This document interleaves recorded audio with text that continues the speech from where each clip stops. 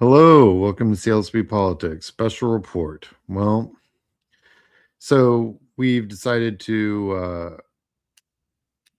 I don't know, kidnap the president of Venezuela, Maduro, who, by the way, terrible dude. And I got nothing nice to say about that guy. But that's, neither here nor there, to be honest. There's lots of bad actors out there, lots of them of which Trump absolutely pals with. So I don't really think that that's even a place to argue. I don't think a position of, is it legal or not is a place to argue when it comes to Trump because he doesn't do anything legally. It's like, I mean, he tore down half of the White House because he could. I mean, so yeah, no, I'm not feeling like that's an argument I want to talk about either. What I'd like to talk about is what's going to matter to my grandchildren. Let's talk about what the cost, bottom line dollars, what that's going to look like, right? What based on just history. I don't need to be some PhD in war or tactics. All I need is my accountant brain, and I can go look at what wars have cost in the past and what they will cost in the future. It's not a complicated breakdown. So why don't we just take a look at that, right? Because everyone's talking about, oh, Trump's done all these illegal things and blah, blah, blah, blah, blah, blah, blah. Listen, the cost for running this, just what he's done so far, is tens of millions and millions of dollars. I mean, they really don't know. It's like just for the battle group to be out there is like 1.65 million a day or something. It's insane.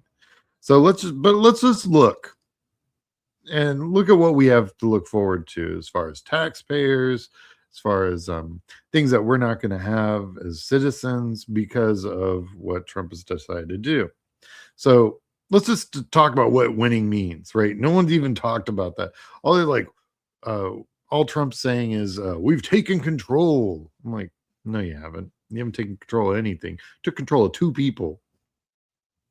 That ain't the country. Also, I'll be honest, if somebody came into the United States and grabbed Bush too, a president I very, very, very much disliked, but they came into my country and grabbed him, yeah. All Trump did was create an entire country of he just militarized Venezuela. I mean, you come into my country and take my leader, even if I didn't like him very much. Come on now, that's just turf war all day.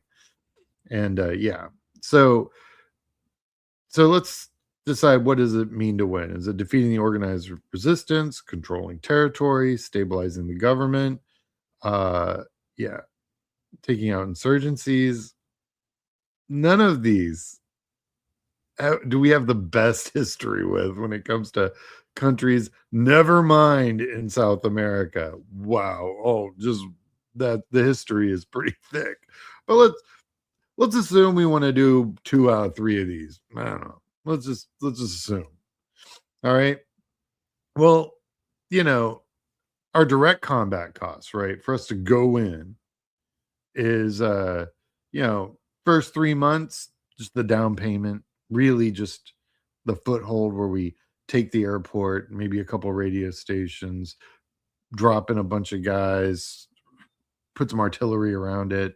Don't worry, those guys will be bombarded by mortars and things like that. But hey, it's cost doing more, man. So you know, first 3 months of operation conservatively is 10 to 20 billion, right? How's that healthcare going, guys? No healthcare. Oh well, it's too bad because we're gonna try and take over Venezuela.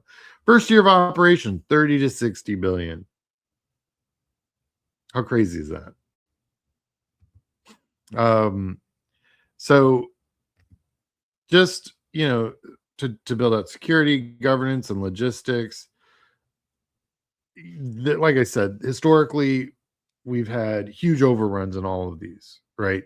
20 to 40 billion per year is a solid guess. And real quick, if you think oil, that we're going to pay for this with their oil, listen, I'm Gen X.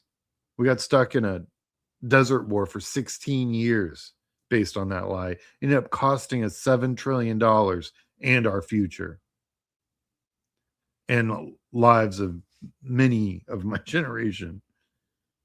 So no, super not. Also, just real quick with the oil issue, it's $52 billion to rebuild that. Yeah, with a B. $52 billion to rebuild their oil infrastructure and the mechanics. So the type of oil, yes, Venezuela's got more oil than everyone. No one talks about it. It's the hardest oil to synthesize into usable product. It's the dirtiest. It's the most difficult to manage and procure. Yes, there's tons of it, but it's kind of the a-hole of oil. It's just a pain in the butt. And so they're saying somewhere between 45, 58 billion. I've heard a couple different numbers as far as how much it's going to cost just to rebuild that infrastructure, assuming no one is going behind you and trying to blow it up.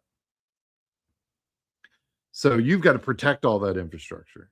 Like I said, 20 to 40 billion per year, just personnel, weapons, all that jazz.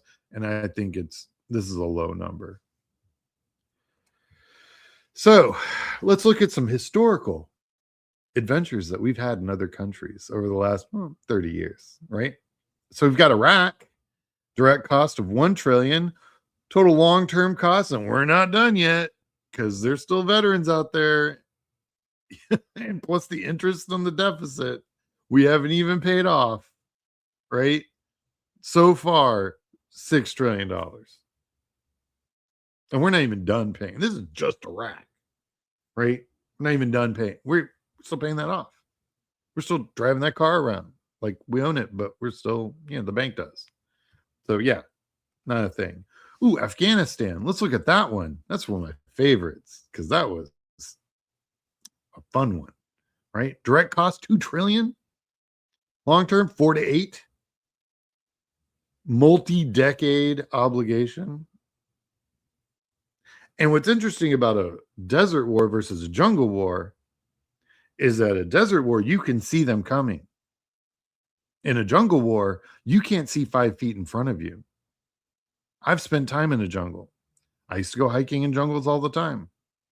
And I will tell you, I would sit there, hunched over under the canopy, and had to call my friend who was maybe 10 feet away from me, but I never would have known. And I was like, oh, Jason, you're there. I didn't see you. He's like, can't see anything in this stuff. I mean, you can imagine, the last jungle war we fought, which, by the way, is right there on that equatorial line, right? Venezuela, that equatorial jungle. Last time we fought a war in that, we lost 60,000 soldiers in Vietnam. Jungle warfare is a very different thing than a desert warfare. So these are the reasons costs explode, right? You've got veterans healthcare, interest on the war debt, and economic and oil market disruption. This is one of my favorite things, right?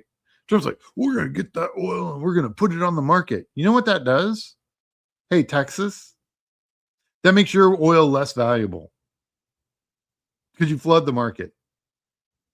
So your barrel price goes down. So you're making less money, which is less tax revenue, which is fewer jobs. So you really want to put all this, the largest oil reserve on the planet on the market? Really? That's what you want to do? So, combat only, our base costs is 10 to 100 billion. It really depends on how much we want to get involved in the jungle.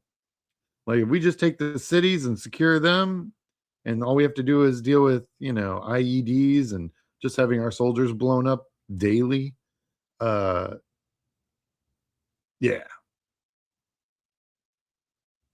And if you don't think there's actors out there that would like to see the US bleed in a jungle war, I guarantee you all the drones will be fighting will be from China. 100%. Guarantee. We're already Ukraine's fighting on them with Chinese drones right now and Iranian drones. Where do you think Venezuela? Come on now. Then give it to them for free. Multi-year conflict. Jesus Christ. Trillion plus a year. And all the same problems we had in Iraq. But like I said, Iraq was a desert war. We could see them coming. In a jungle war, you cannot.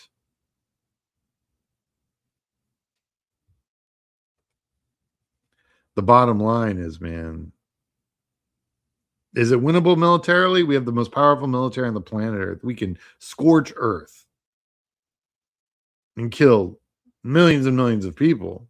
Totally, we have the capacity to do that. Absolutely, not even a question. Can we afford it? Nope. Can the GOP, and by the way, the GOP will own this. They own this war. Just like they owned Iraq. Just like they own Afghanistan. They own this. This is all GOP all day. Don't let anyone, pull any of that crap on us. So anyway, I haven't really said much about this war, and I've been kind of watching it, having flashbacks of I've seen this movie before. None of this ends well. So this is my 10 cents. You don't get involved in a jungle war in Central and South America. It's just not a thing you want to do. But here we are. Trump's an idiot. Wow. All right, guys. I'll talk to you later.